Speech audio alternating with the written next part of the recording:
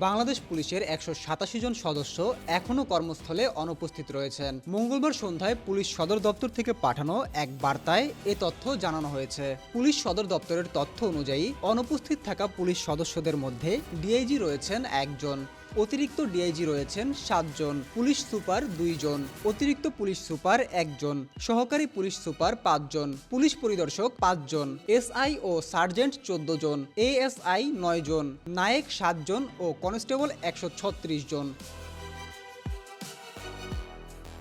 ছাত্র জনতার অভ্যুত্থানে গত 5 আগস্ট আওয়ামী লীগ সরকারের পতনের পর দেশের বিভিন্ন থানায় হামলা, ভাঙচুর ও অগ্নিসংযোগের ঘটনা ঘটে। পুড়িয়ে দেওয়া হয় পুলিশের কাজে ব্যবহৃত গাড়ি, অস্ত্রসহ বিভিন্ন সরঞ্জাম ও নথিপত্র লুট হয় বিভিন্ন থানায়। শেখ হাসিনার দেশত্যাগের পরপর পুলিশের শীর্ষ পর্যায় থেকে মাঠ পর্যায়ের সদস্যদের অনেকে আত্মগোপনে চলে যান, যে কারণে পুলিশি কার্যক্রম স্থবির হয়ে পড়ে।